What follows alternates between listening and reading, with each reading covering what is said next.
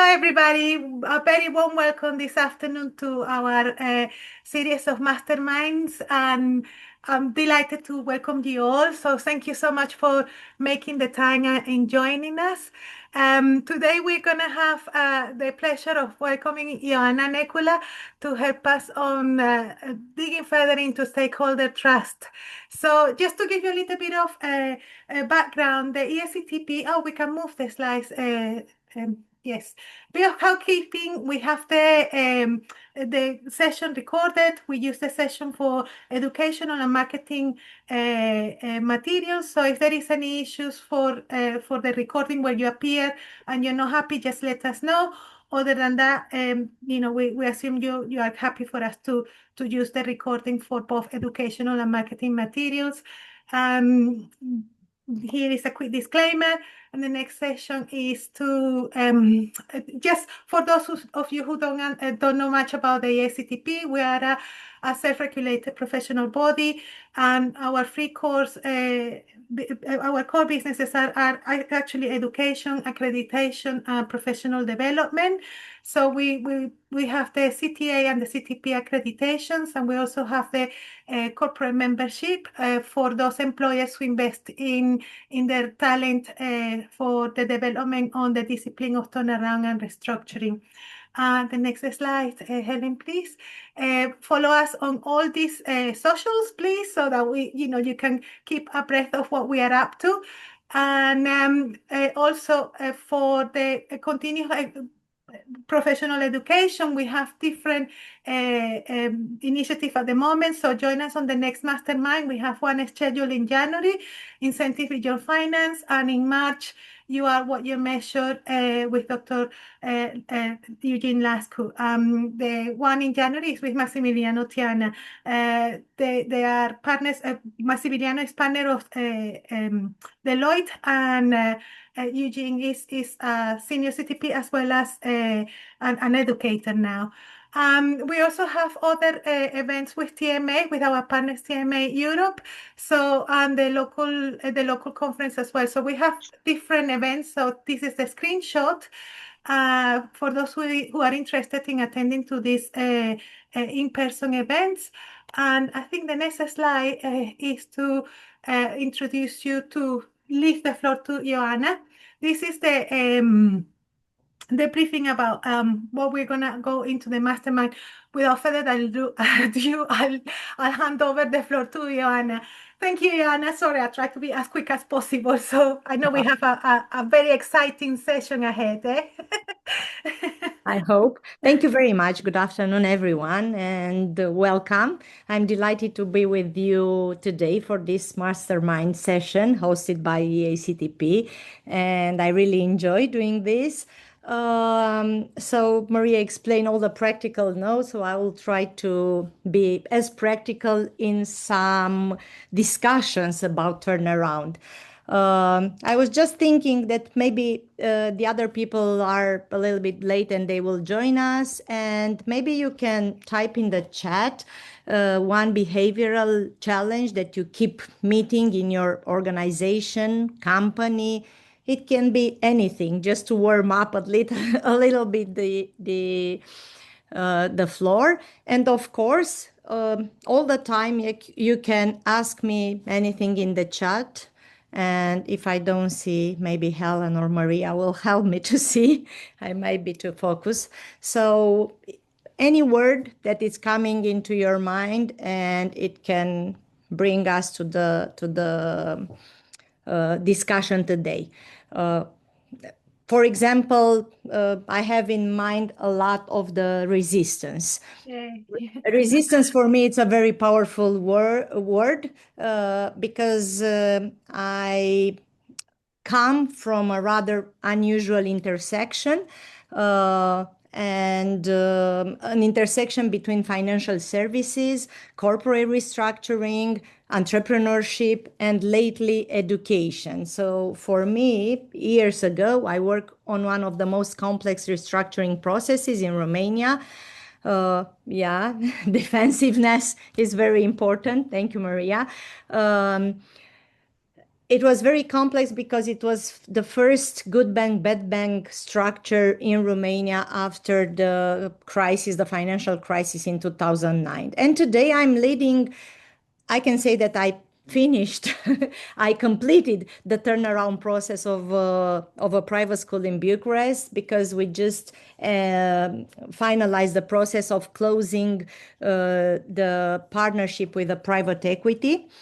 And it's a school, it's a transitioning leadership, and because it's preparing to scale ambitiously, I think it's a very interesting turnaround, and somehow it connects me with financial sectors, with banks, because whether it's banks, leasing companies, corporations, or schools, from small schools to even universities, I think, and what I have learned over these 30 years of doing all these things, turnaround, I think, is 80% psychology and 20% spreadsheets.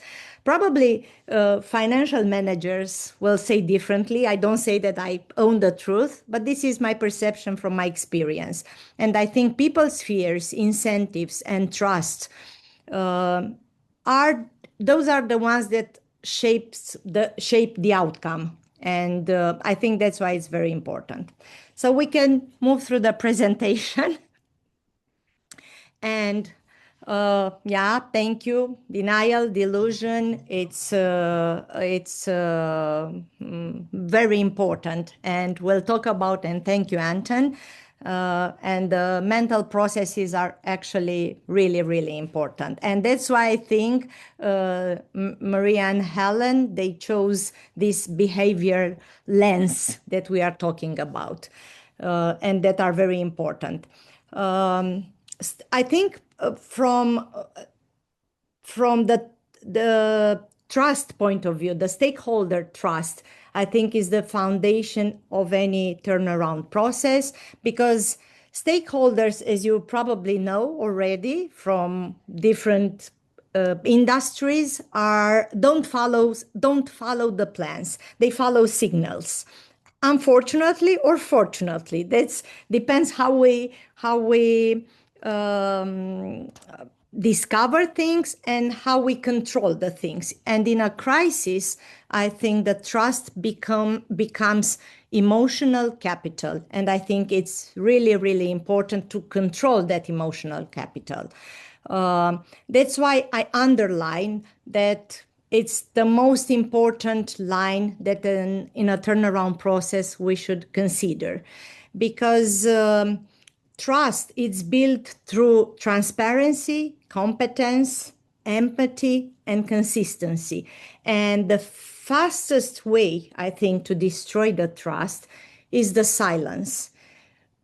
I am an entrepreneur. I know how difficult it is to speak up about your problems, but I always talk about these things, especially in Romania, which I'm sure you know, it's based in Eastern Europe, and we have not a very long history of capitalism.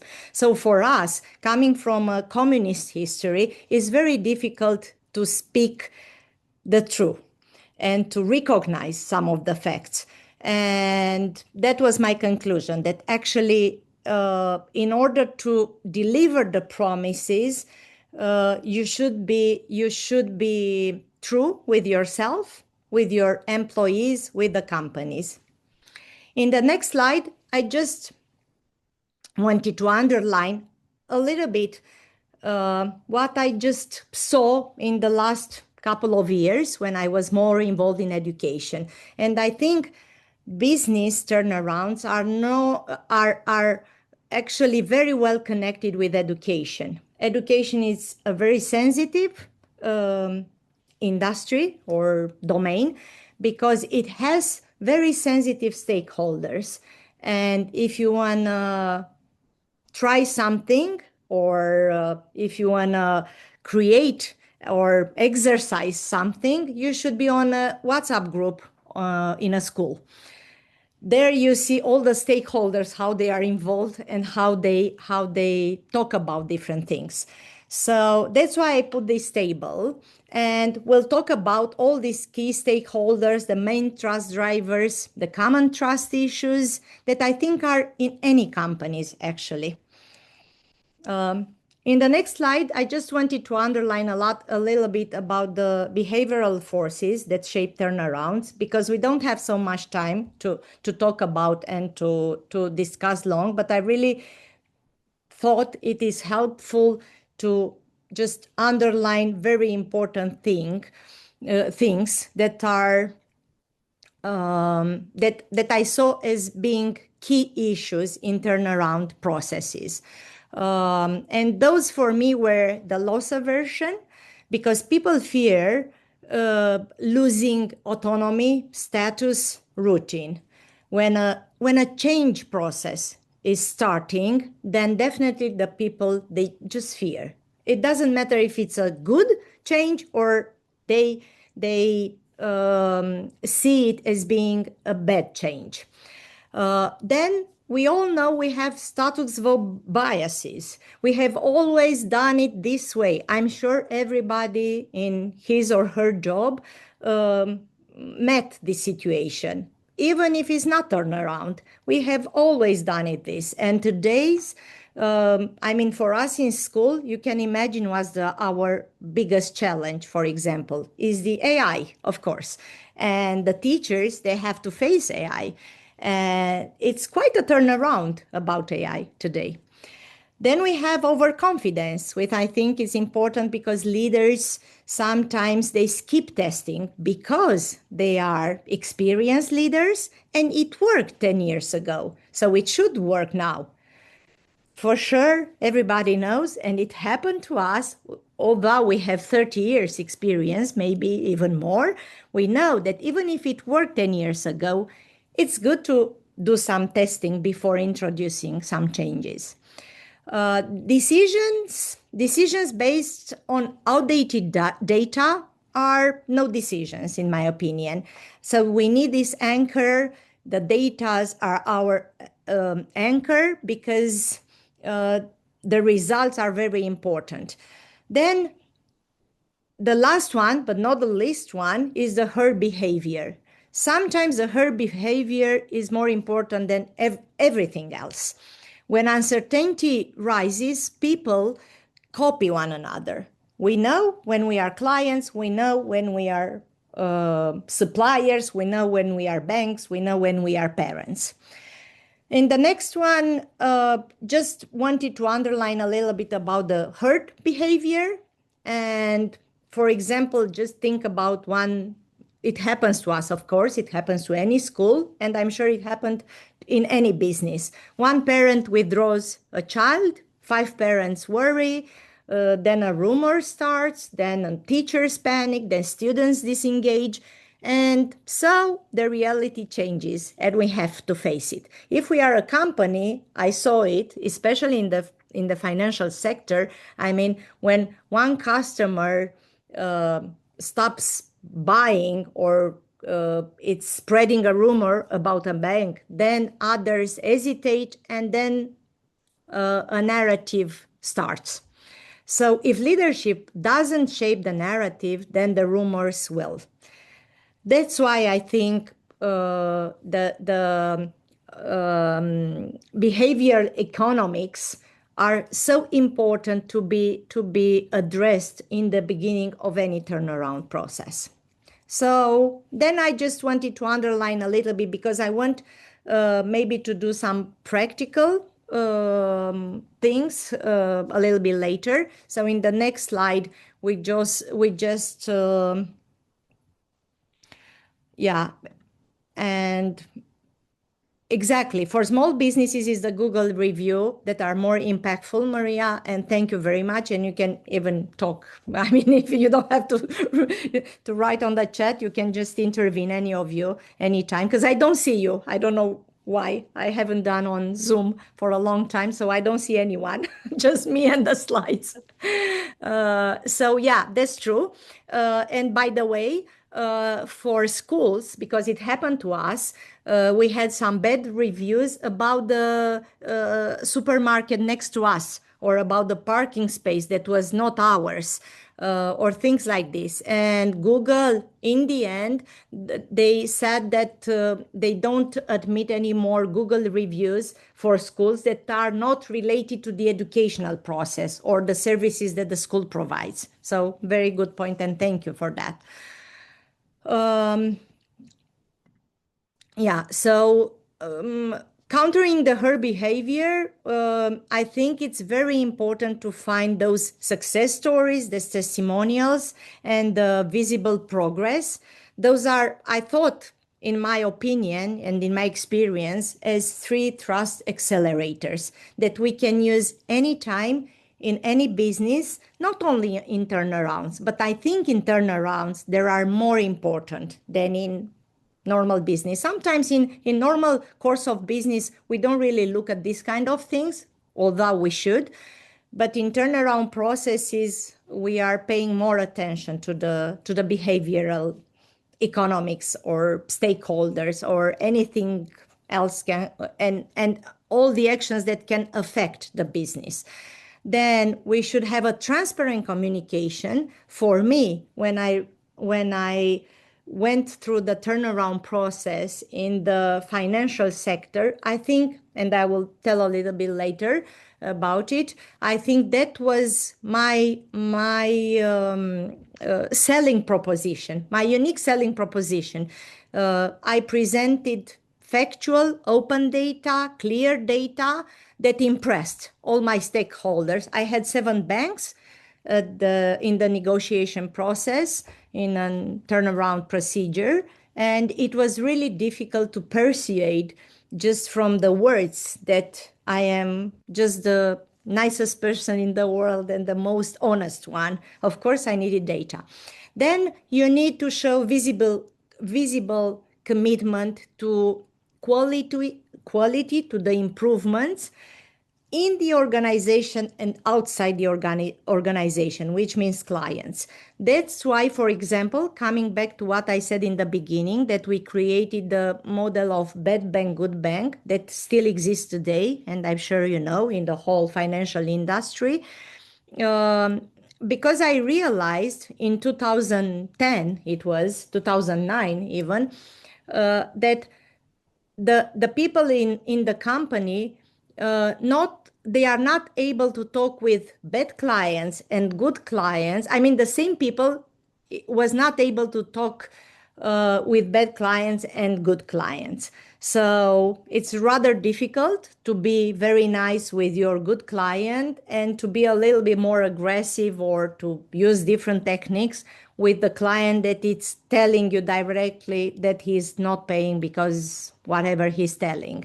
So you need a different brain. So that's why I realized that I need to split the company into 2 parts. So I think that's the improvement and the investment in people that helped us to go through this process. Then the next one, I thought it's important to have definitely behavioral incentives beyond money, because sometimes, I mean, in many cases, incentives are not just about money. We know this in theory, but we rather forget in the process of a business. And people, they really need purpose. They really need progression. They really need recognition, and they really need autonomy, even in turnaround. And this creates long-term commitment in anything, in education, in business, in financial sector, everywhere, even in our lives. Then I would like to show to you an example, and then maybe I think we are just in time.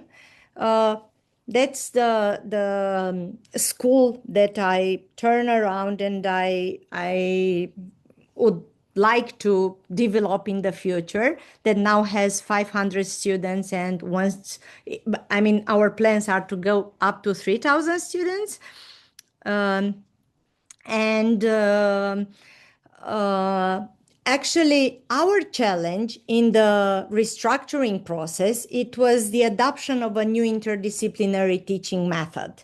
And you can imagine, I mean, I can admit, and probably you know already, if you are a parent, that teachers are maybe the most reluctant professional category to changes. So you shouldn't just bring a change into a school just like that, because they will not accept it and they will not implement it. So it was quite a challenge to bring the IB that you see here in our logos over the national curriculum, which is a pretty tough curriculum. You can compare with with Chinese curriculum, even with British. I mean, very individualistic and subject oriented, while the IB is very transdisciplinary. So it was very difficult. So what we did, it was to do a peer recognition, to create some leadership roles. And it really helped me because I was coming from a business environment and from a turnaround environment. And I was really happy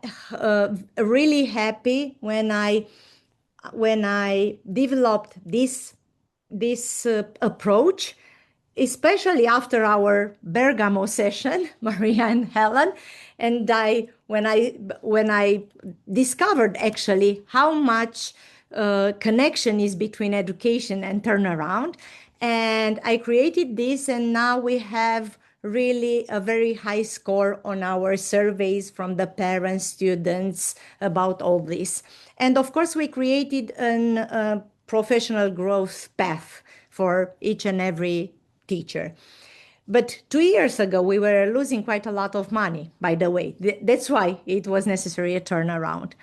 So, in order to make the success visible, I thought it's very important, especially for me in this sector, to show some champions. And it really worked. I never thought that the teachers actually there are more like children. I mean, they love to get prizes and to be champions and to have this kind of celebrations more than any other, I think, professional category. And the result was definitely higher engagement and lower resistance. In the beginning, imagine that they were all saying, why do you need that? Why do we need this? We know how to teach. Our students, they know how to learn. We are pretty good in our national exams. So why we should implement this?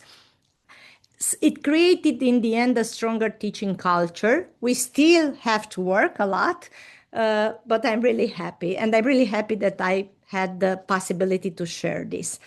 I think we can transition to our breakout rooms. I don't know how many we are, but Maria and Helen will help me. And thank you very much.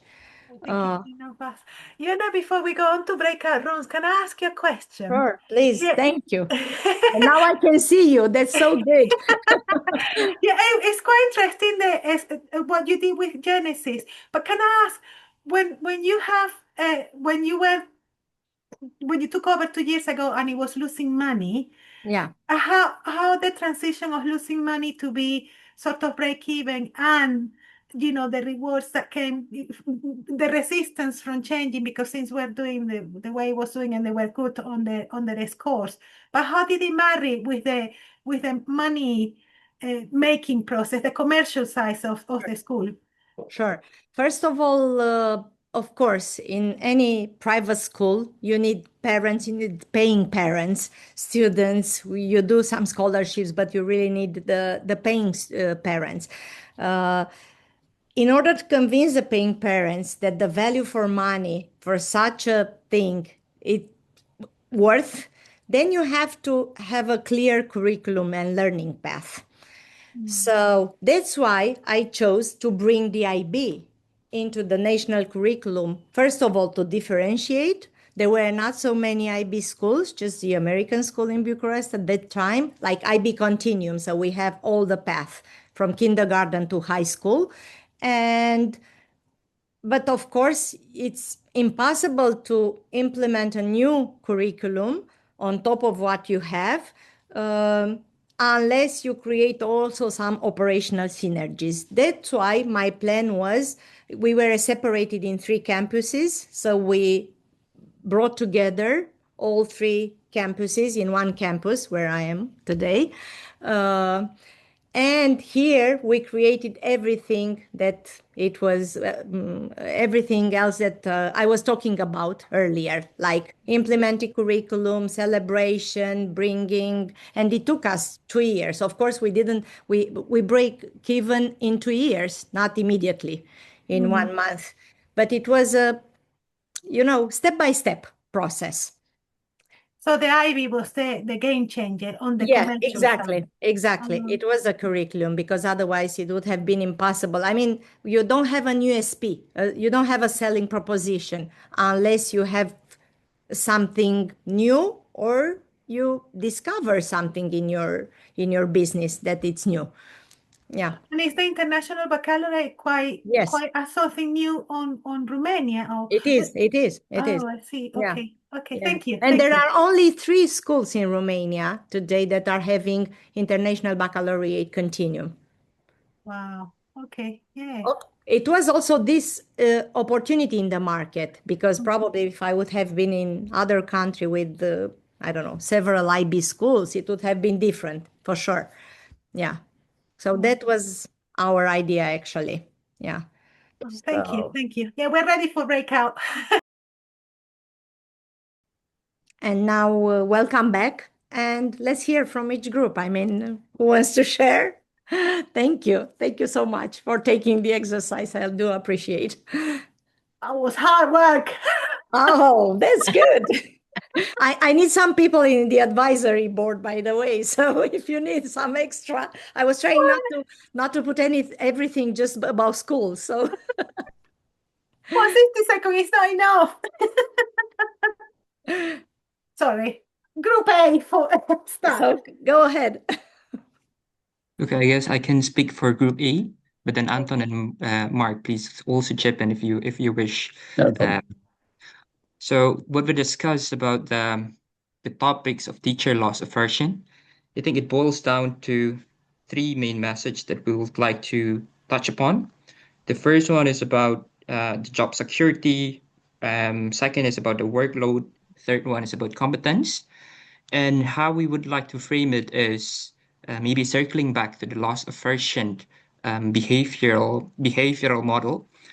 Uh, and how we gonna do it is say to the teachers, group them up, and hey, look, maybe if you're not thinking of different changes on how we can do with our organizations at school, we're actually falling behind of what the market is doing, and hence it might trigger them thinking, all right, if we're falling behind the competitions now, what are we gonna do about our occupations, about our career progressions as a teachers, right? So we hope with that incentives in place, they will start thinking, yeah, maybe we need some change, and it will drive them to also think about being more collaborative about what the system change means to them, the curriculum change, and also the digitalizations of learnings. We hope it will bring productivity to a levels that maybe that they haven't imagined before. And thirdly, we also think that it will bring a competence where actually bridging the skills gap that maybe what they have and what actually has been developing outside of their realm. So to wrap up, I guess that will be our strategy to kind of make sure of the stakeholders um, will be buying into our initiatives of changing the curriculum and introducing of learning platforms.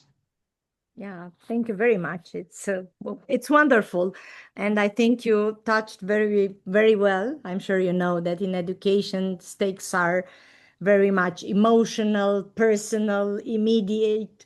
Maybe also in other businesses for sure, but teachers, as we all said, they face loss aversion. The parents fall very fast into the herd behavior, all these very sensitive things.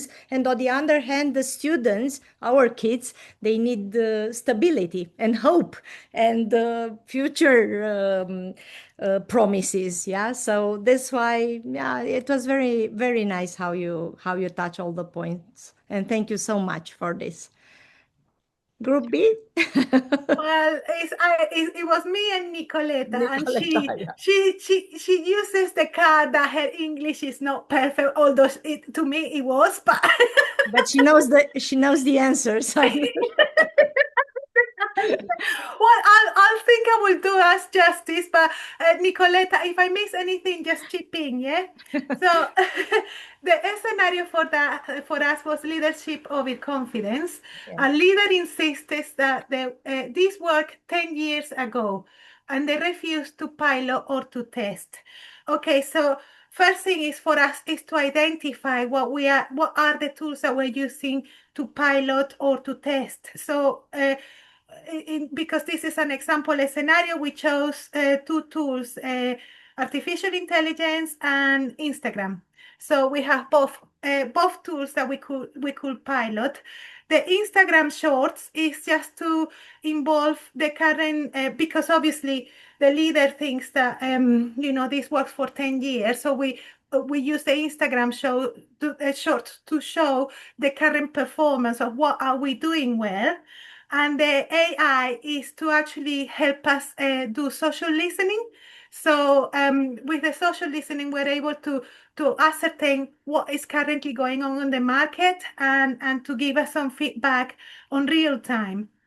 And then the trust message is basically emphasized on the positive review of the current performance, given that this worked for 10 years and they don't want, so just to kind of like compromise with what is being resisted to change, but at the same time that we are at the forefront of innovation. So we want to actually push the innovation message across.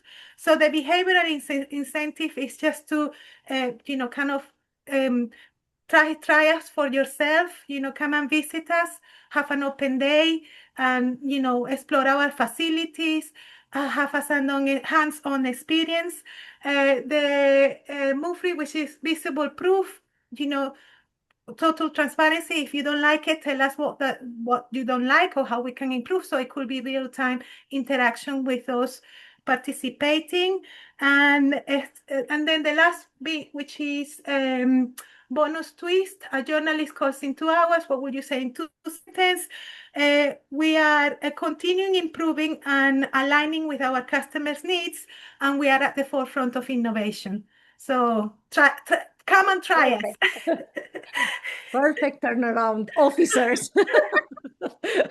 Yay! Next time I'll give a prize. Yeah, thank you, everybody. That's how we get the money. I mean, it was not like the test, because most of the people here, they already know much better than me, but it's very nice to hear all these kind of things. And I was thinking while you were talking, Maria, and Nicoleta knows very well, that in the restructuring process in Romania, the one in the financial sector, actually, we had to align stakeholders under major pressure. And actually, that was one key issue. Like, we did that 10 years ago, but we were not 10 years ago. So we need to change that. And the aversion, it was really strong. And on the other hand, the creditors usually in a turnaround process, they want certainty. They want to be sure that you are reaching the objectives. And they also, on the other hand, the employees, they want safety, right? And the investors, they want clarity, although the investors were running away at that time in the financial crisis. So yeah, this is what I really wanted to touch with this small exercises, like delivering exactly what you promise. It's so important in a turnaround process, I think.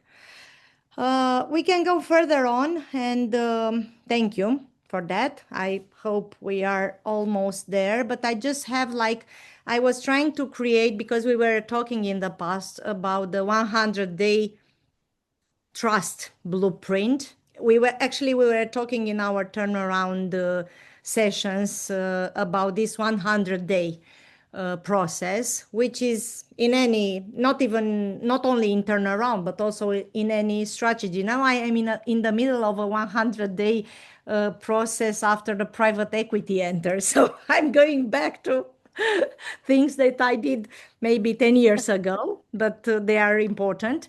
So from my experience, I think it's very important in the first month to stabilize facts and calm the system. But you need to be very diplomatic. You need to listen a lot. And on the other hand, you need to stop losses, right? You have to calm the system. I know it's not easy, but I think it's very important. Then in the next month, you can reframe the direction and the line incentives, find pilots, as we spoke, finding champions, finding the clear narrative that you really want to deliver. And then in the third month, to see the first visible wins, because everyone in the process, they need proofs.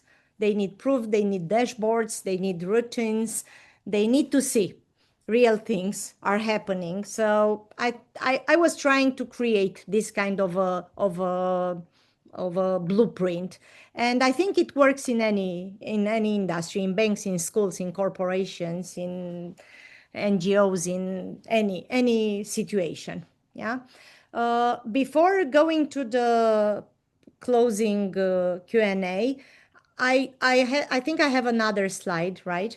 With what I was trying to write here and to live with you is like 5 laws of stakeholder trust in turnarounds. Maybe you'll find others, maybe you'll find some more, I don't know. But for me, for my experience, I think those were the most important ones, like trust before tactics, behavior before strategy. I mean, look into the behavior of that company, of the people, of the stakeholders. Incentives before instructions, communication before control, and early wins before long plans. Yeah, so just think about before we end up this session, and of course we have a Q&A session, some actions, or maybe one action that you will take on Monday if you have a turnaround process or a behavioral challenge that you want to test. Just think about. And thank you very much for this session, for the insights, and for your participation. Thank you. No, And thank you. now we can go, yeah, to the. Yes, we have a short. Thank you. Thank you so much, Ioana. It's Thank been you. a really exciting session. We have a short survey for our for our participants Yeah. in Zoom that is quite quick, and we like for people to participate. Helen, would you put the quick survey? Ioana, before you. you go, Yeah. on your last slide, I do have a burning question, which is on your on the truth the truth law for the turnarounds. You have one that as early wins before long-term plans. That's quite a difficult one when you have creditors pressing. So how do you manage the early wins? How can you frame early wins when basically you have a winding up petition to defend next week? Yeah, that's definitely an excellent question, because you are absolutely right. This is one of the hardest disciplines in any turnaround. And when an organization is under pressure, the instinct of leadership is to build, and I was there, a big plan, a 12-month roadmap, a full restructuring strategy, the perfect one, a new operating model. But I think the behavioral truth is that people don't believe in long-term plans during uncertainty. And unfortunately, they only believe what they can see in the next few weeks. And I think gave that example in some other sessions, not to you, but in different situation, that it's still, I still remember, although it was 10, 12 years ago, even more, 15, when I met one of my colleagues in the elevator. And although I was trying to reach that big plan, she was asking me, are we okay? But with tears in her eyes. I mean, because we trust you. I think we are okay because we trust you. So I was crying as well, and at that moment, because it's actually, she was asking me, are we okay tomorrow? Are we okay the next day? I have some money to put on the table home, you know.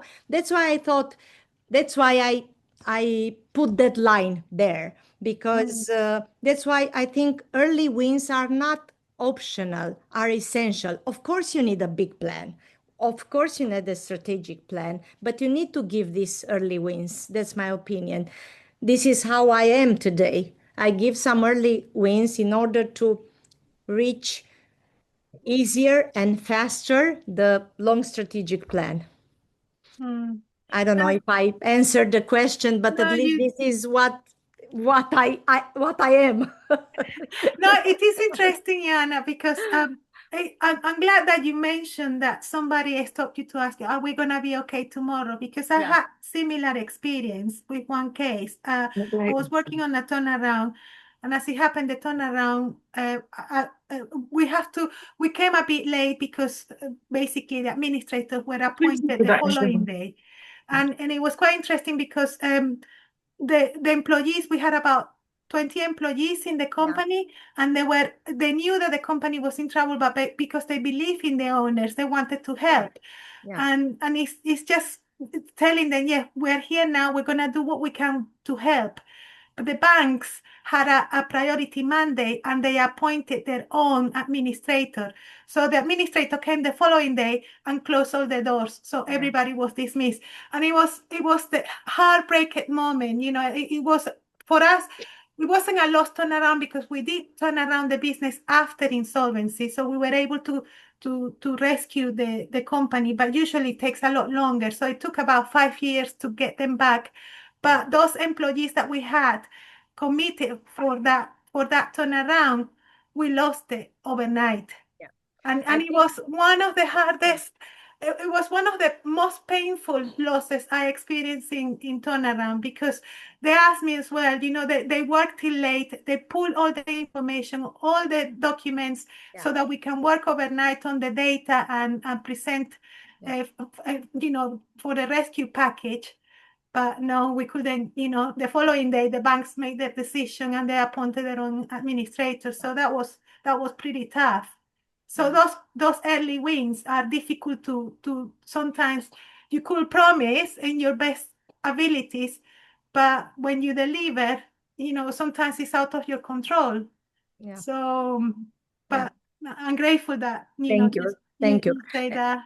And I think also that sometimes I did that mistake. I mean, I was there. Okay, it was probably not a mistake, really a mistake. But sometimes in a turnaround, even if you are the owner, the specialist, the turnaround consultant, I think one of the mistakes is that we are trying to fix in the first, let's say, 100 days or 120 days everything, but that's not possible.